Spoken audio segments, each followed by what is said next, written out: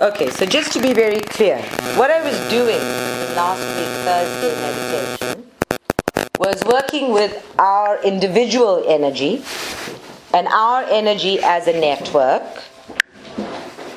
in harmony with the Earth's energy so that we may do healing on both simultaneously.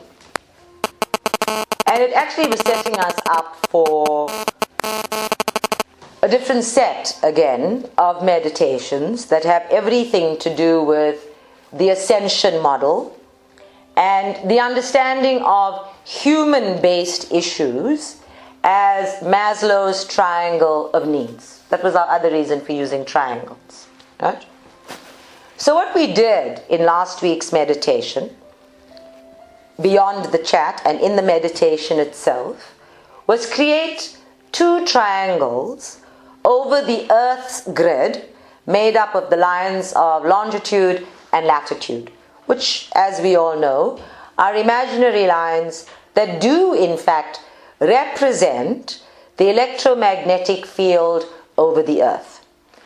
And when we created two triangles over that, we put in a spiral of ascending energy that, regardless of its size in the triangle, would continue to become higher and higher in frequency, even when it is smaller in size and contained by the triangles.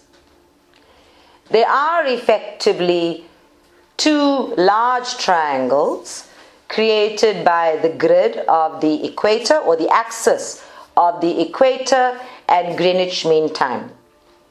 Those two large triangles may be perceived as four smaller triangles on the elliptical shape of the Earth in a one-dimensional way as it is facing us from our perspective. If we look at it in a multi-dimensional way, or both sides now, it would be two triangles meeting at the apexes across the entire globe.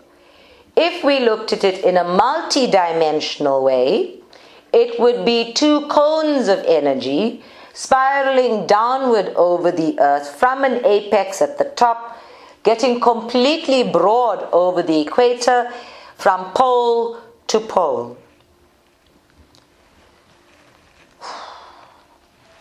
I find this being human to be quite limiting in that I cannot always explain or create a visualization for the multi-dimensional image that I see in my mind's eye when I am channeling it.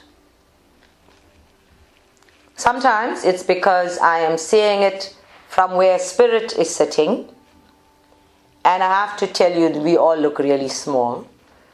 But when I see it from there, it makes complete sense to me. And then when I try to process it via my brain has a whole range of ludicrous, technical, how is that even possible questions. And then I go, oh, stop thinking about it. Just go with the flow. And invariably the flow is more interesting than the questions proposed by my brain. So just for a moment, I want you to imagine, as you're sitting there, the Earth in its elliptical shape. Just imagine that Earth in its elliptical shape, and then enclose that entire shape in an extremely large cone that broadens from the top of the Earth at one pole all the way over the equator and then back down to the other pole. If you were to make it straight lines, it would be what you called a very large, what's that, diamond? A very large diamond.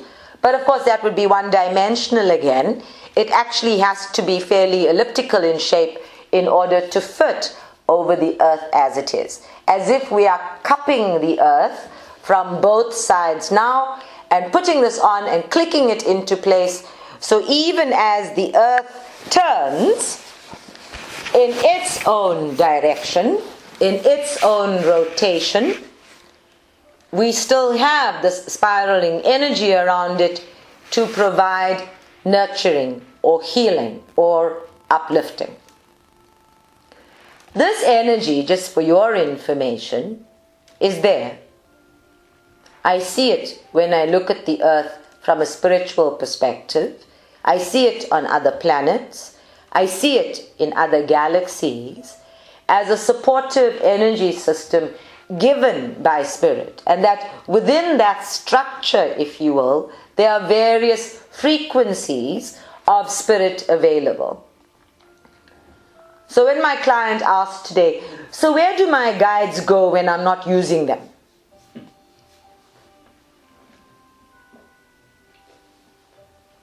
I got all sorts of answers to that one. Where do my guides go? Where do my angels go? Where do ascended masters go when we're not using them? Nowhere. And I was like, there is nowhere to go. It is only because you are living on a one-dimensional plane that you think there is somewhere to go. There's nowhere to go. There is nothing to achieve. You are a timeless being. Effectively, you could be climbing a ladder. This whole lifetime could be nothing more from a spiritual perspective of I am climbing a ladder, and rung by rung, I think I am moving forward until I get to the next rung of the ladder and a whole new ladder emerges. But from this perspective of where we are on the physical plane and the perception of ourselves within a time dimension and an actual locality space dimension, we are going places. The earth itself is an organic developing energy system. So this cone of energy, this core of energy that is given and in place is intended to keep the support system, to keep a structure of transformation in place.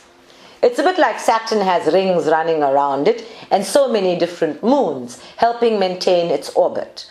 With us, we have a spiritual structure or spiritual rings running around us, and as the energy frequency increases, we have a greater and greater demand arising in the mass consciousness for the more. Which brings us directly into the topic of discussion today. If you are feeling inundated, overwhelmed, tired, too much is happening too quickly, too fast, well, join the club. Is anybody else in the room feeling this way? Yeah, everybody can put their hands up. This we know for certain. Everybody I talk to, everybody I see, everywhere I go, including myself, is having this experience. So I wanted to know from my guides, and I thought it was a really reasonable question. You know those guides who go nowhere and do nothing other than remain in service to me, those people? I asked them, what is going on? And one of the first questions I got was, nothing. There's actually nothing going on. Why do you ask? Now I have the kind of relationship with my guides where they love to tease me into feeling and knowing for myself, because they're not the kind of teachers who give me all the answers very quickly. So I had to stop and feel. And one of the first things that I felt was that my little universe, my tiny little universe that is made up of me breathing in it, is inundated by too many stimuli.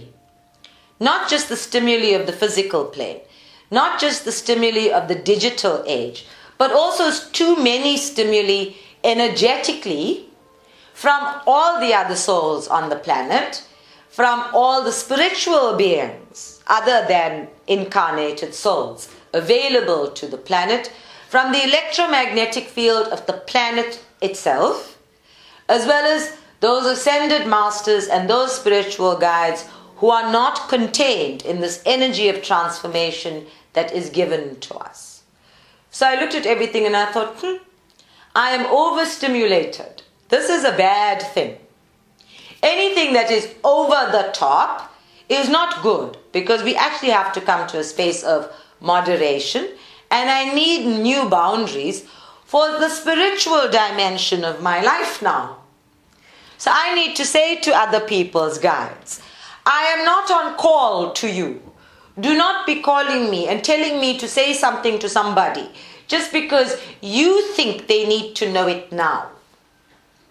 I am not your channel to have these discussions willy-nilly at your beck and call. If you want me to pass on a message to your person, go and talk to my guides. They are going to be my social directory and my professional directory and my energetic directory, and they will direct the message to me.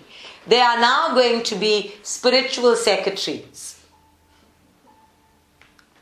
And my guides immediately felt, like I felt this like whole, a bit of surprise, a bit of dismay even. And I said, but isn't this what you're for? To deflect, to keep things away from me if they are not actually my business. And then they said, define what is not your business. You cannot win with my guy. You actually cannot win a game of words with these spiritual beings who know not just how to use words, but how to stretch them from the physical to the metaphysical. So I finally came to a decision that everything is not my business.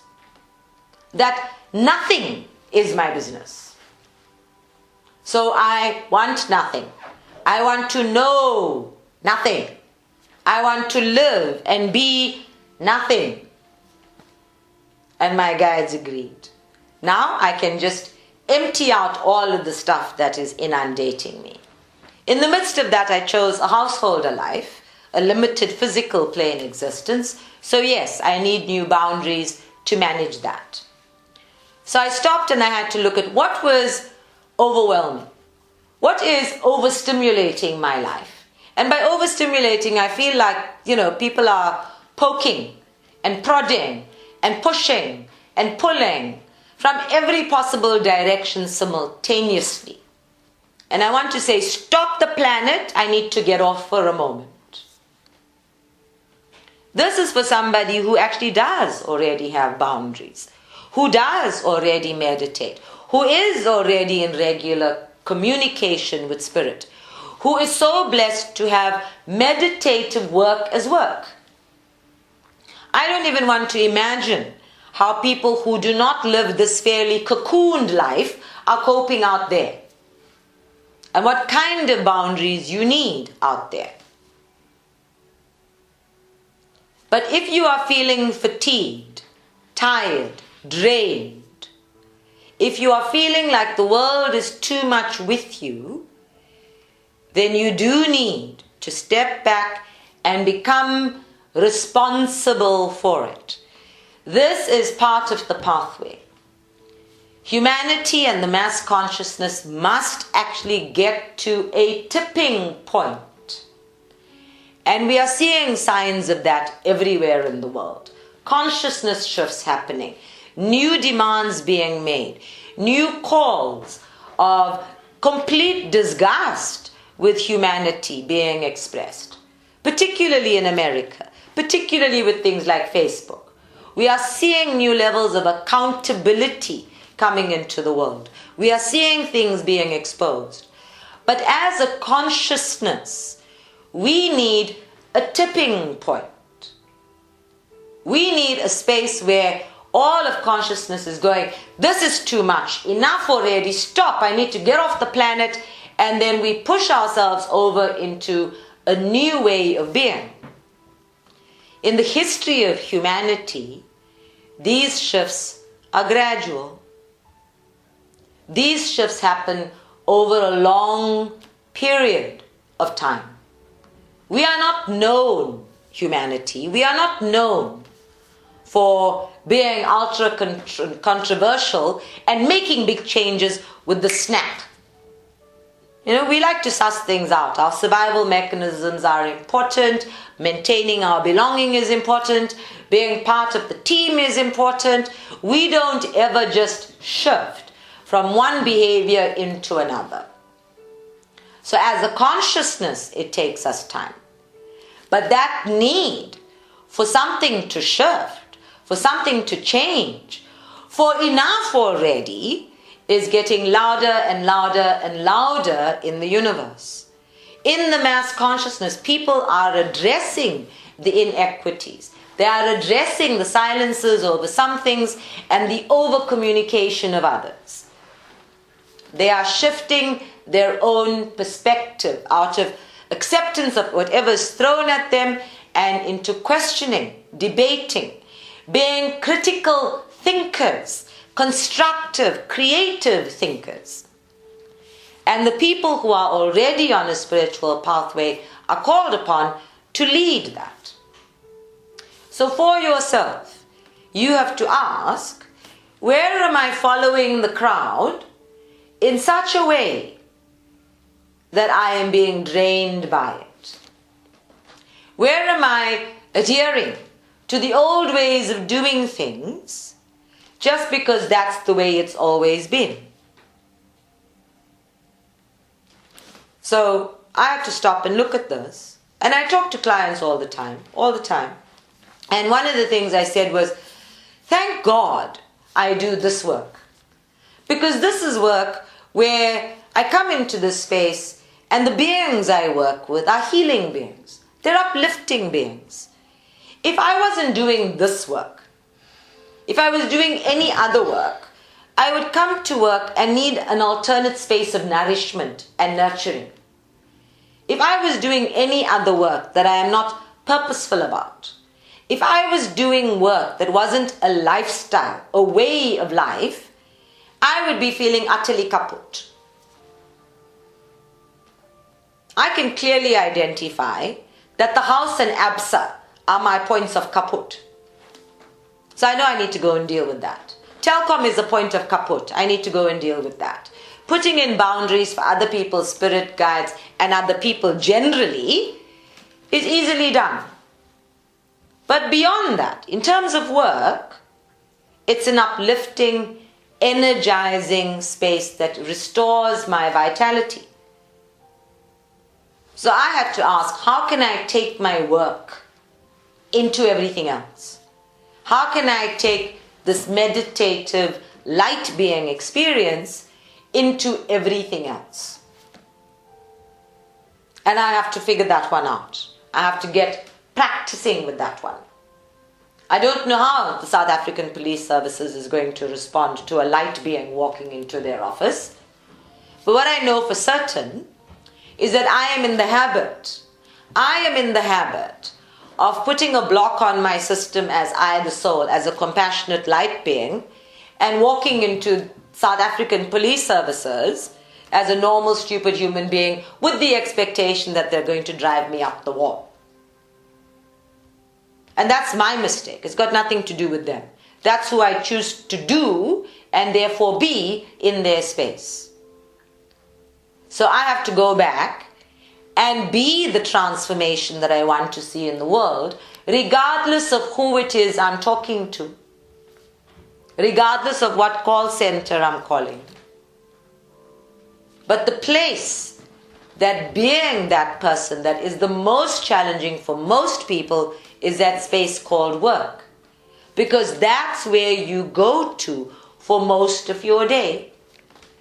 So some of the questions you would be asking yourself is, to what extent does work determine your identity? And by identity, I don't just mean that it gives you a name or a rank or a status or a label that says that's what you do. By identity, I mean the way you do things, the way you express yourself, how you engage with other people. Now, we know about occupational hazards. We know about how doctors sound like doctors everywhere, and lawyers sound like lawyers everywhere. I don't know if psychics sound like psychics everywhere, but you know what? I'm willing to bet that they do. I'm willing to look at all of this and go, okay, my occupational hazard is that I'm very quick to go into knowing about something than actually just letting the limited human experience happen.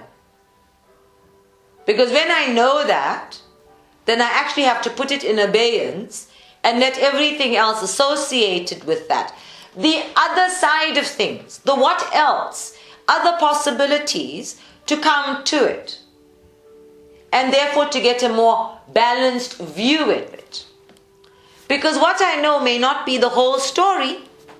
There might be more to the story. And if I decide that what I know is all, then the more to the story is going to be unavailable to me because I'm not even looking for it.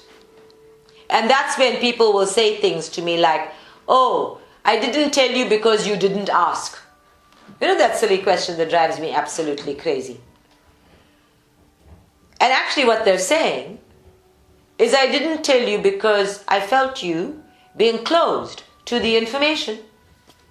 So I have to always check, and I'm practicing this, am I still open to additional information? And as that additional information comes to me, I can receive it and feel it and know in that moment whether it's hogwash or not. You can feel for yourself. And of course, where it's coming from. Right? That's important.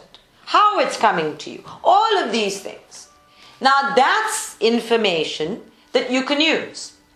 This is purposeful information that you are consciously choosing to be open to. The rest of the story. Not all the stories. Not the rest of every story going. And where we live today, we are in fact available to everything in an accumulative way. So all the people who are living with their televisions on day and night. You know, I get up in the morning, my television is in fact my alarm clock. It wakes me up, it switches itself on, and it's there the whole time. We know the television program itself is quieter than the advertising. There's a reason subliminal marketing became so important in the age of technology. There's a reason. Advertisers know that whether or not you are watching your screen, they can use words and phrases that directly influence your future choices. So the advertising gets louder and the sound follows you wherever you are. Even if you are not consciously listening, the rest of you is listening. Your body is listening. Your ears are listening. Just your awareness hasn't heard. You haven't heard. But you're listening. And so you absorb all of this information without even knowing that you've absorbed it. Everywhere we go, the world has speeded up. Some things are moving faster than others. Some things are moving faster than we'd like them to. Some things are moving faster because the demand on the world is greater. And by contrast, all of the support systems to meet that moving faster, in this country specifically and in so many other countries around the world, those things are moving slower or not moving at all. Now, if you just look at that discrepancy, we know that on the one hand, people and technology are moving a whole lot faster, and then what's required to make it happen in the big bad world out there is going more slowly. So we have all of these congestions and bottlenecks. And there's a huge imbalance between the two. And what's required for every human being is that they take back their stuff and hold on to it until the bottleneck eases up. Which means that now you've got just all of this stuff sitting with you. How much unfinished business does everybody have in the world? I have very little unfinished business inside of me. I have got a ton of unfinished business in the world. And just the thought of picking up the phone and calling somebody, just when I think about doing that, I know that that will be the first phone call of a series of phone calls to get something finished. It doesn't matter where in the world you are, by the way. This is not uniquely South African. It's not an African context at all. Wherever you are. I was completely shocked to hear from Pascal that he is trying to make a doctor's appointment, and the next doctor's appointment that is available is in June. And it's not even an appointment. You must go there at 8 o'clock in the morning and sit until the doctor will see you. Yeah. Everywhere in the world, there are systems in place, and the systems are not designed to meet human need. The systems are designed to meet the system's need. They are supposed to function in a specific way, but all those functions are dependent on a whole range of other things, including things like air conditioners, Wi-Fi, actual human staff to capture data competently and correctly. With so many variables in place, you can imagine that these systems that are not in and of themselves intelligent and are limited in their capacity to process information accurately are spitting out a whole lot of junk that's creating further complications. This is all sitting in our mass consciousness, pretty much like all that energy that's spiraling around in a big tangled web. And nobody can make sense of it. If you look at the way humanity has evolved, your physical body is evolving in a way to accommodate all of the digital devices that we are using. People walk into this room and I see their crown chakras stretched and flowing over, and I think, what? Oh, okay. It's attached to a phone somewhere. It's attached to a computer somewhere. The man I walk in the park with, I saw him today after a very long time, and he was telling me how his wife is away, so he rushes home from the park. So he walks the dog for less than the required 20 minutes that his wife told him to walk the dog. And he rushes home so he can go back to work in front of his computer. And he says to me, I work for myself. I work for a living. I'm self-employed. So the more work I do now while she's away, the better for me. And I reminded him of something that I think Oliver's guide said. You know, there's a vast difference between being self-employed and working for yourself. Being self-employed means only that you have nobody else to employ you. It does not mean that you are working for yourself.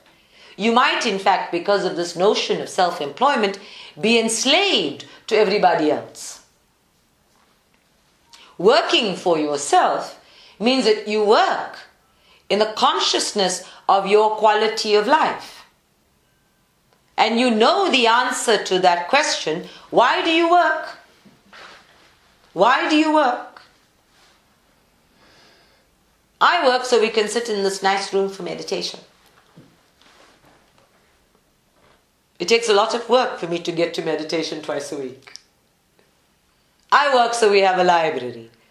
Some people work so that their families can have a good quality of life, so that they can go on holiday together, so that they can have birthday parties. And then it's a complete contradiction if they're too sick to go on holiday, too sick to go to the birthday parties, don't have time to go on holiday because really they have to go to work. And then work becomes the identifying priority. And we buy into the drama, the lie, that if I don't have that work, I won't have anything else. I won't be able to accomplish anything else. I won't be able to do anything else. That's the lie we buy into. We forget that we started work in order to create this life that we are no longer available to. And we have this grand drama about being martyrs. You know, I sacrifice my time with my family in order to accomplish at work. Why do you go to work? For my family. Oh yeah, that works for me. Sacrifice your time with your family to get this work done, because really you go to work for your family. This not living the values that we purport to have is causing craziness. Everybody in this lifetime, working with all of these digital devices, needs to get their eyes checked regularly. Because all the pairs of eyes glued to a screen somewhere are fatigued, are tired. Those chakras are invariably closed. Those chakras are inundated with stimuli because every screen you look at is a mass of moving pixels.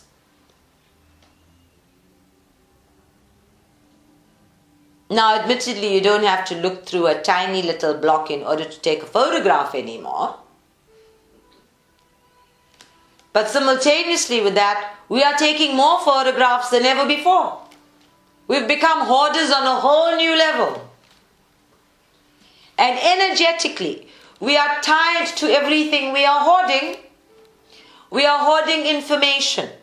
How many bookmarks do you have on your internet browser screen? I get a shock to my system when Pascal says, I need to change my browser. I go, what? What do you mean? Oh, no, he's moved from Google or Chrome to something else. He's now browsing the internet through a completely different service provider, a different browser altogether. He's using a different gateway. And it reminds me of the temples in India, where every gateway, there are 5 gateways to the temple and you can enter to see the same deity from 5 different temples. But the internet has thousands of these. Thousands of them. And you can actually enter the same website through 6 or 7 different gateways simultaneously. It's fabulous. It's awesome. It's amazing what you can do with technology. But when it has taken over to the extent that everybody is afraid to just switch off, then we are all fatigued. My clients walk in and I feel that fatigue. We are no longer sitting on one hamster on a wheel. It's as if every one of us has got 10 other hamsters running on the same wheel with us. Now we know that in the beginning, most cities, were created specifically for work purposes, for the purposes of creating money. They are business hubs. And so we had residential suburbs where people lived and they came in to work. We don't have so many of those anymore. Now people live and work in the same spaces. People live and work from their homes. We have this continuity of things where work and home, work and residence, work and family are also intertwined.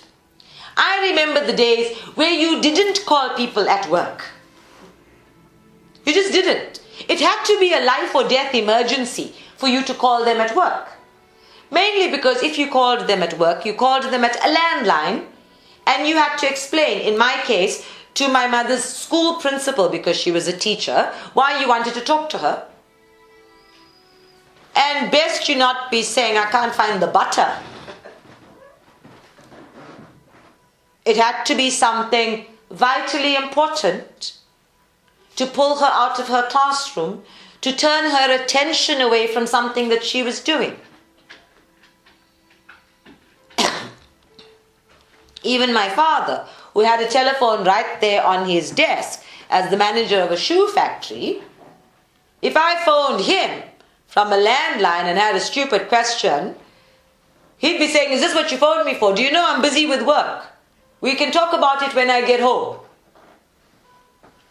Those were the work ethics.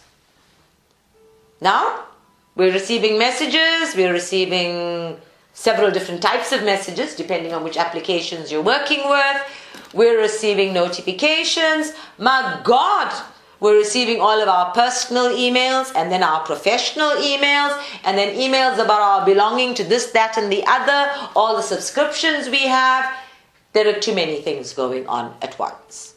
And little old me can't cope with all of those things at once because, in fact, my system is designed for a specific number of stimuli at any one given moment in time. I am not intended to multitask in the doing. I am intended to multitask in my intuition. But if my sensory perceptual tools are reaching burnout, how are they supposed to communicate information to my extrasensory perceptual tools or receive information from my extrasensory perceptual tools? All of this excessive physical plane stimuli is distracting and depleting my capacity to receive and send as a series of transmitters. So imagine any one radio station now being inundated with every other radio and television station or podcast station in the universe using its bandwidth. What would your radio station sound like if everything else was transmitting through it simultaneously with its own program? How many fuses blown right there? So not to put too fine a line on it, but you are all very busy blowing a fuse. Yes, we are all blowing a gasket or two. And we need to take stock. We need to get our priorities in order. We need to know, why am I doing this? What is the purpose of it? And if I am doing it because there are all of these unspoken agreements that say, if you don't do this, you won't get that, then that in itself is a system of manipulation that you need to start liberating yourself from. This system of unspoken, unrecorded, unagreed, non-contractual reward must stop. That's one of the ways in which we engage in slavery. Who do you work for? I am enslaved to everything in the universe, including other people. So we have to get out of that kind of enslavement. And the place we get out of that kind of enslavement is in the solar plexus, because it speaks to us subconsciously and unconsciously. I have clients who say to me, if they come home and they don't put on the television, they're afraid that so much is going to happen in the world and they won't know about it. So I ask questions like, have you heard about? And have you heard about? And did you hear? They have no idea what I'm talking about. So basically, you're tuned in to one type of news because you're afraid you won't know what's going on in the world. And really what you've tuned into is only keeping you informed about one sort of thing. It's not keeping you informed about the world. What it's doing is keeping you in a small little box that you think is the world. And because you don't know that all of these other things are happening, and you don't know that all of these possibilities are there, you're stuck in this little box, limited in your understanding and limited in your experience of the so-called world.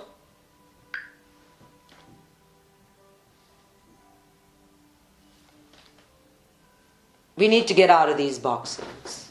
We need to become aware of how we are endorsing a mass consciousness that is overburdened by too much. And I don't just mean things like take time off Facebook. I mean take time off from yourself. Disconnect yourself from a whole lot of unspoken contracts and games. Disconnect yourself from creating all of this hazardous thinking. Disconnect yourself from the things that keep you in your little wheel, turning endlessly with a whole bunch of other hamsters simultaneously. I was watching a program recently about how human beings turn into zombies. We all know it's very easy to train us with Pavlov's bell, right? And then recently somebody shared a video about how we conform. I popped this one on Facebook for everybody because I thought Facebook would be the best platform for it. I might have to rethink that one. But in this experiment, they prove that people automatically conform to anything that a seemingly established group is doing in order to belong to that group. So this woman who walked into her, she went for an eye test. Okay, she went for an eye test. So there she is at the optometrist, and the people sitting around her in the waiting room, every time a bell rings, they stand up and then they sit down. And after the third or fourth time, she also stands up when the bell rings and sits down. And you can see the whole time that she's watching what everybody else is doing. She hasn't said to anyone, "Why are you standing up when the bell rings? Why are you sitting down again? What is that bell? Who is ringing the bell? Have you been here long? You know, how long have you been standing up and sitting down to this bell ringing?" She doesn't get up and ask the receptionist about it either. She has no questions. She's just seeing everybody around her do it, and she begins to do it too. Okay, she wants to belong. She doesn't want to look like she is, the odd one out, etc.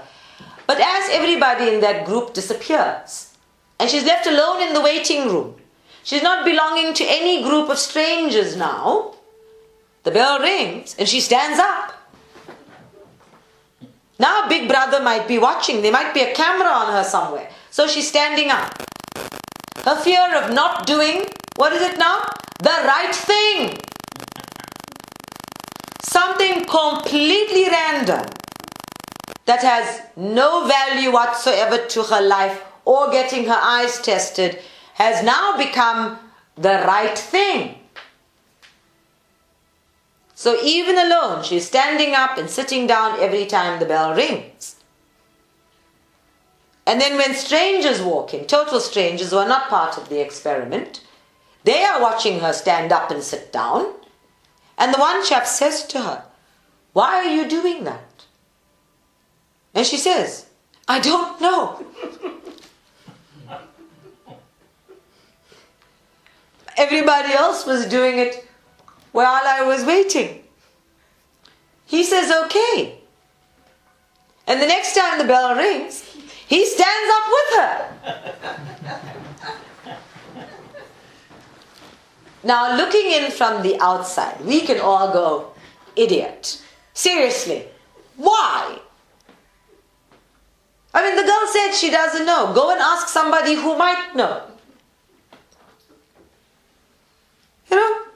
If she doesn't know why she's doing it, why are you doing it too? And then a third party comes in and he's ignoring the two of them standing up and sitting down, and he's just sitting there and he's ignoring it and he's ignoring it. But you can see that he's agitated.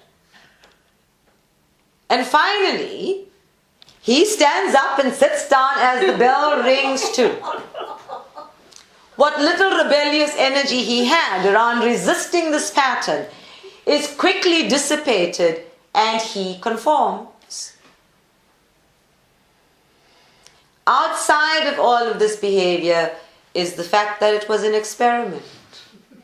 She was set up. How much of the world is actually nothing more than experiment? How much of what is going on around you has not been thought out, has no research methodology. It's just there because somebody doesn't know. And we join the ranks, we join the crowds of people who don't know. This is the unreasonable unconsciousness. Somebody said Zuma is like Jesus. How so? He is being crucified for the sins of the white people and the sins of the black people in this country. Why? I don't know. I don't know. It it always comes back to ignorance. I don't know what I'm talking about, but I'm talking about it. So we have to be aware of what we are sharing with the world. What are we showing them? What are we demonstrating for them? That they will in turn use in their ignorance. We all need to focus on dispelling ignorance.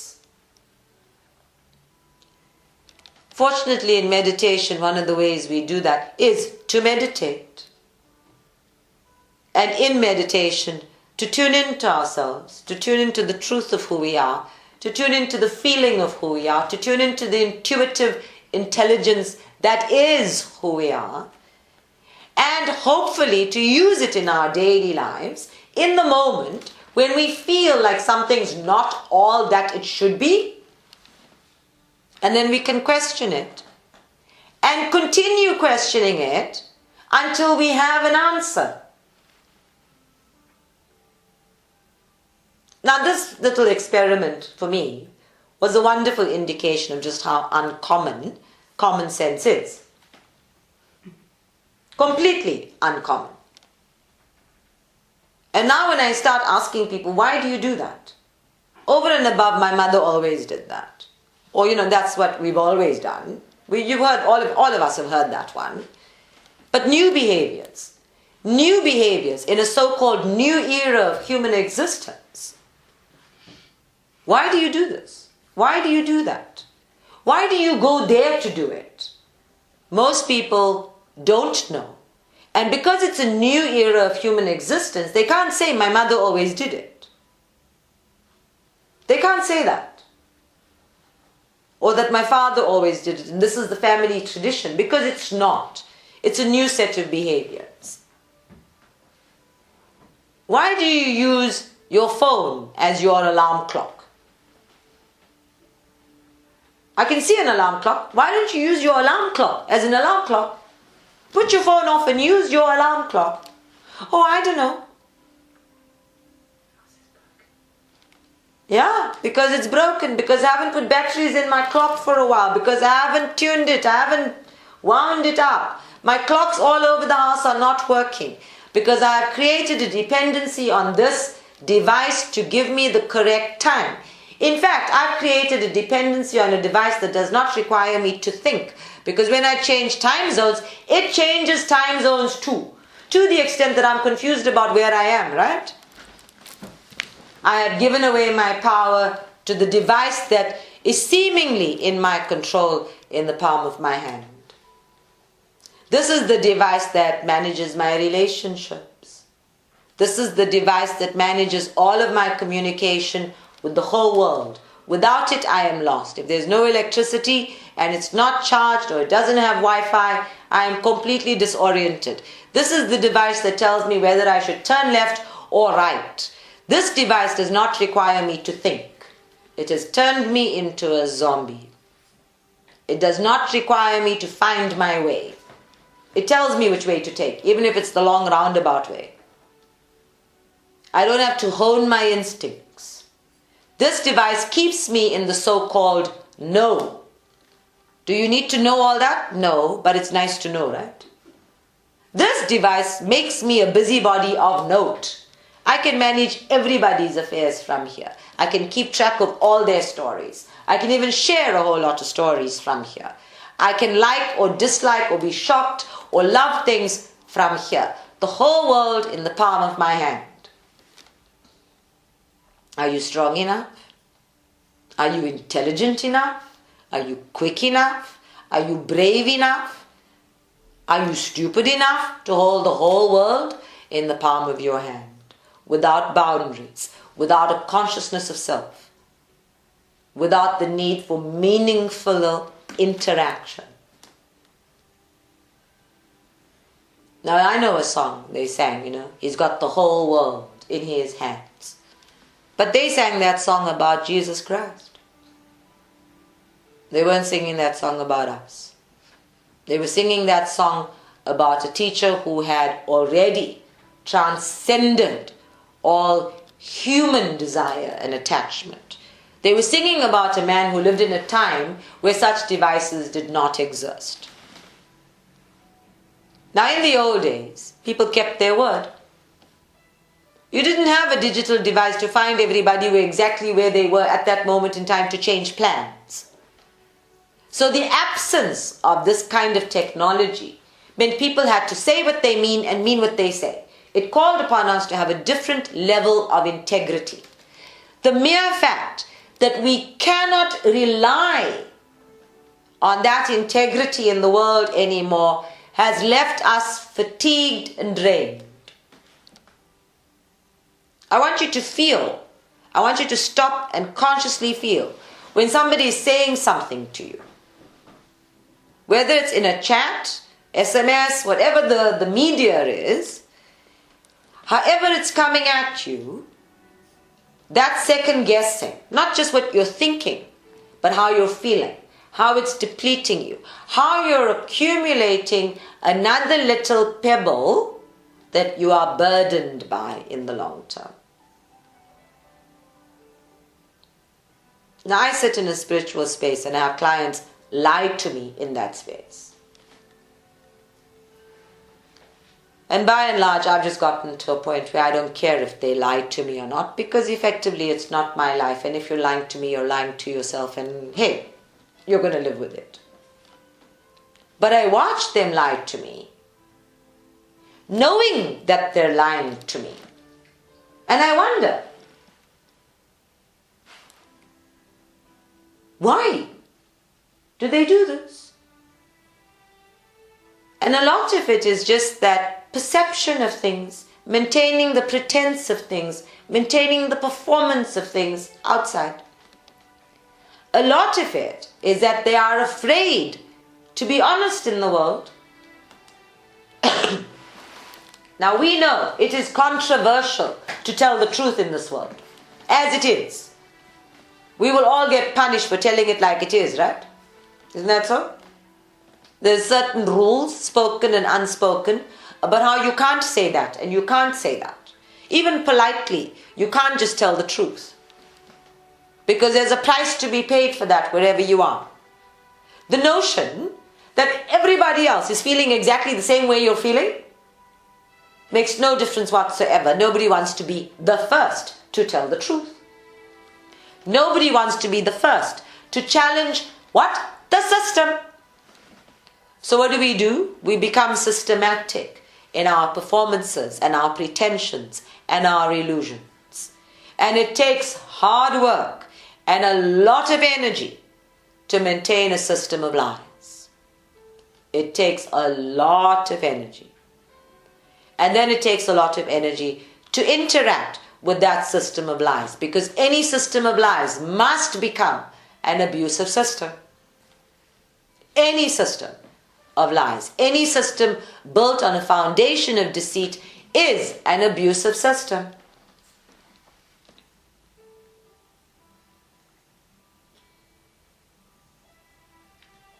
And this is a system in which we don't find solutions or resolutions. Everything continues and continues and continues. This is a system in which, for example, there are school shootings in the US and the bright-eyed blonde orange boy says, let's teach teachers how to shoot. Not let's get rid of guns. Yeah? There's a warped thinking. In India, they passed a law saying that if a woman is being raped or is intimidated and being sexually assaulted, she has a right to defend herself, even if she ends up killing a rapist. And then when they do actually have a case of that nature, she is now called upon to prove that she was being raped in the first place. Some man has made a lot of money creating panties that women can wear as a deterrent to rape. This is a nonsensical world. It is not a value-based world. And we go along with all of this stuff because we think it will take too much energy to say, this is nonsense, this is bullshit, this is hogwash. This is actually what it is endorsing in the long term. Nobody wants to think beyond the tips of their noses or poke those noses into an issue Why? They've got the whole world in the palm of their hands. They are too busy. Well, if you are too busy for life, guess what? You're now too tired to be too busy with life. Life itself is a tiring business. It's a tiring busyness. But the quality of life and the busyness of life are not the same thing. I said the other day, I've come back from healing the waters of the world and I feel like I have nothing but water issues. And I feel like I am drowning, inundated, overwhelmed. My God, what is going on?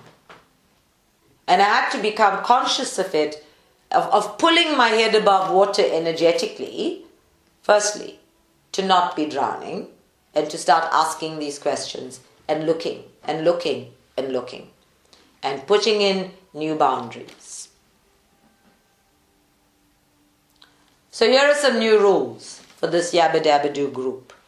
I do not want a single WhatsApp message to hit that WhatsApp group before 7 o'clock in the morning. And I do not want a single message to hit that group after 7 o'clock in the evening. We are now keeping business hours on this group.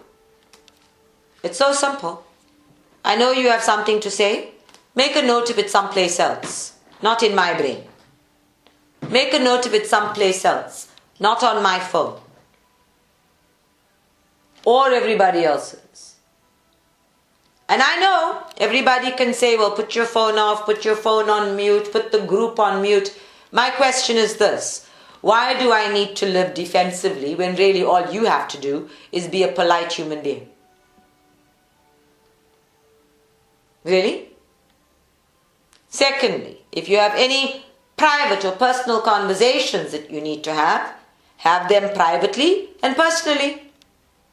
Do not subject the whole group to this entire conversation that may or may not be of value to the rest of us. Do not decide for everybody else. Do not think for everybody else. Do not assume anything for everybody else.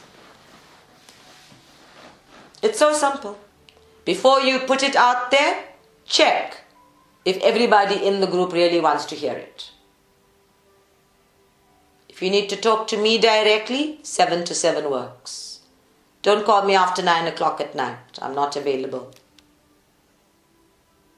Don't call me at 6 o'clock in the morning either. I'm not available. Do not call me at 3:30 in the afternoon. I'm not available. Then I'm walking the dog.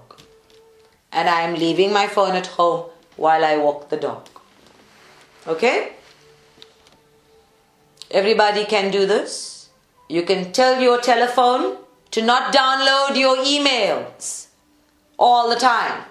You can tell your telephone to download your emails at a specific time, scheduled every day. If you can schedule an alarm clock on your phone, you can schedule it for emails.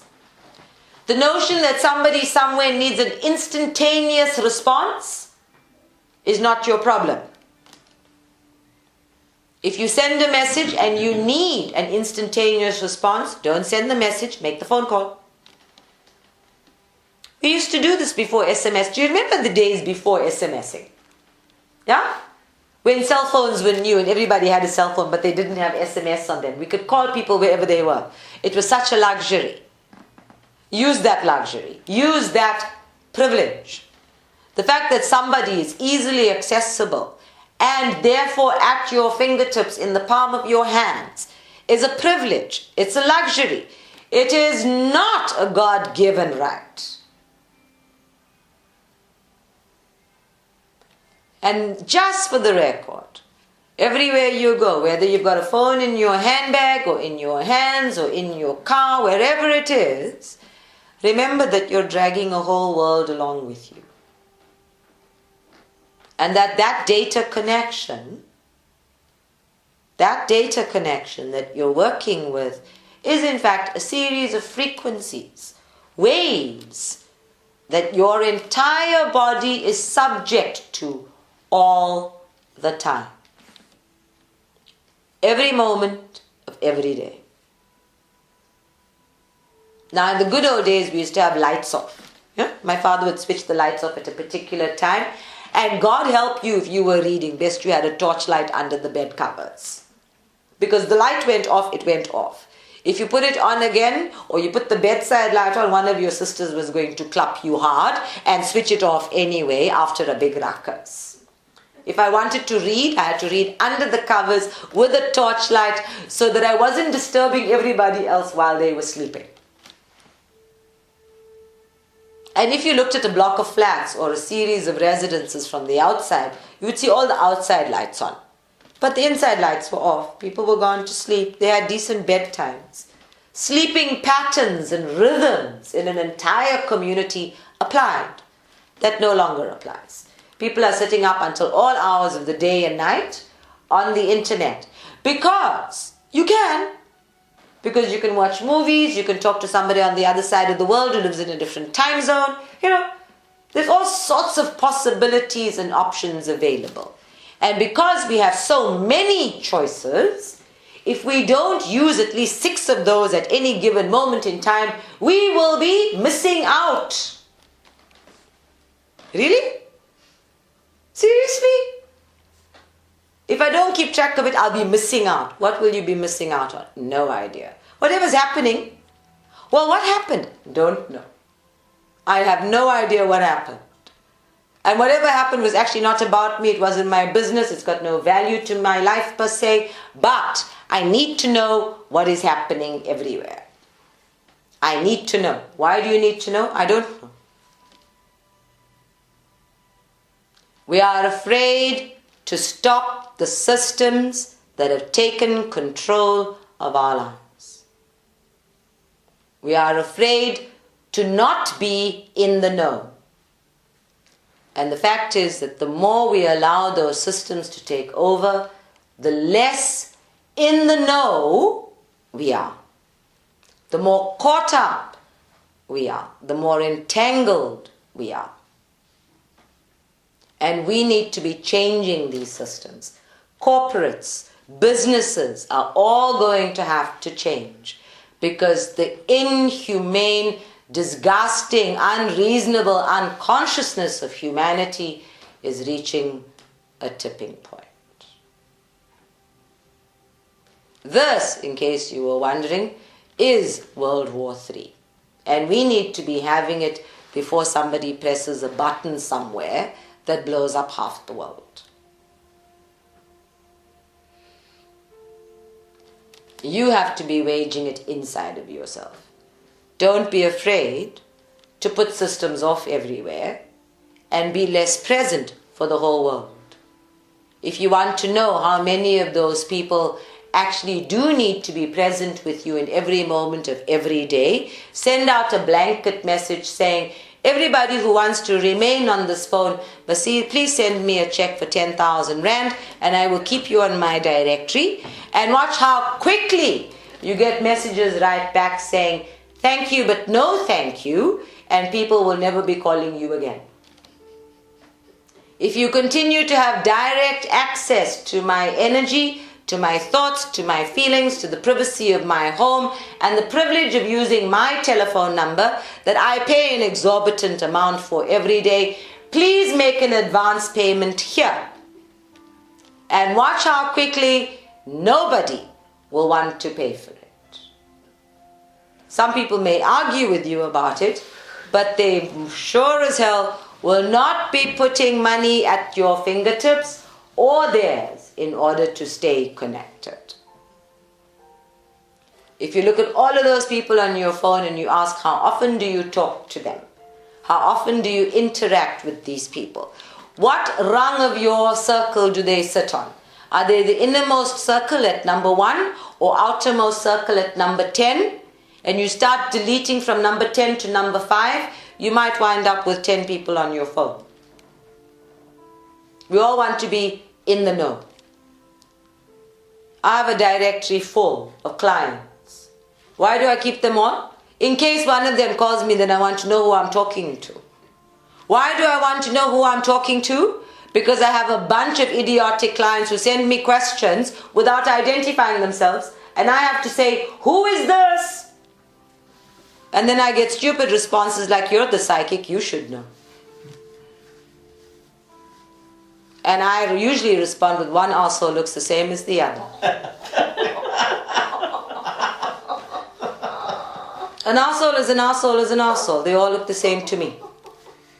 And really, if you're going to be giving me these smart aleck responses when I say, who is this? Get the fuck off my phone. It's so simple. But this is the stupidity of people. You know? In the old days, you had to sign a telegram. You had to sign a letter. You have to be conscious of who you are and who you're talking to. These systems that have taken over and have abbreviated our lives. We have to take charge again. We have to master the technology even as we are working at mastering ourselves. The accumulative effect. 21 years of democracy. Or is it 22 now, this month? How many years of democracy on the 27th of April? 24. 24? Really? Wow. 94. Okay, 24 years of democracy, and it feels like I'm still living in a different sort of apartheid. 24 years of being unsanctioned? Or was it 26 years of being no longer sanctioned?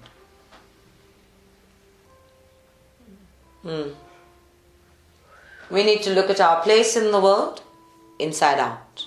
We need to master the systems, inside out.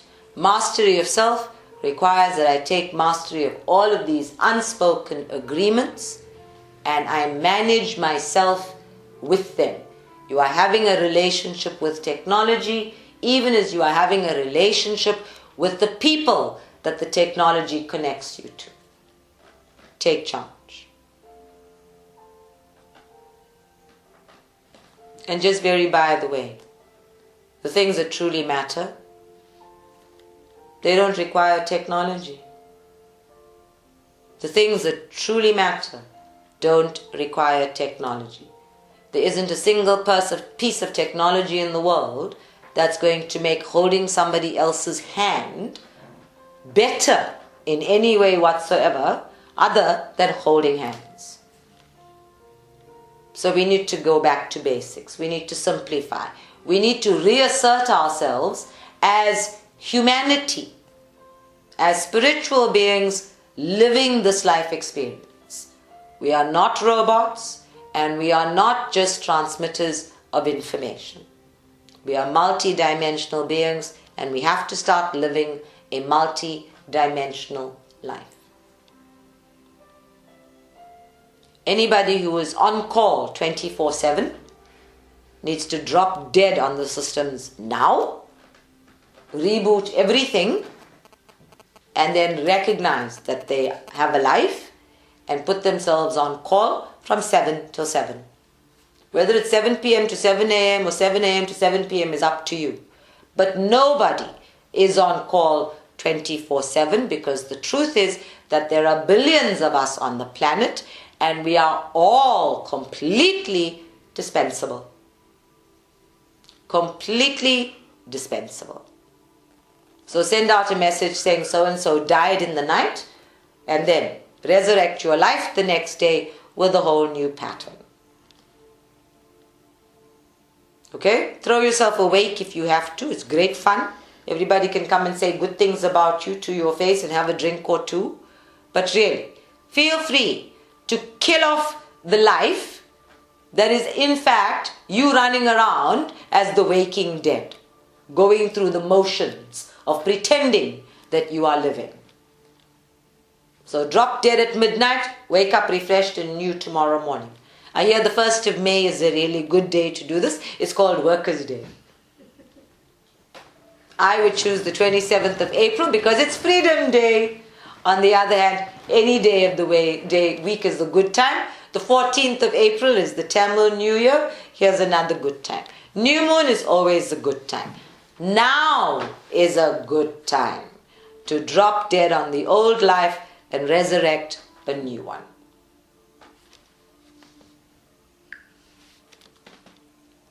And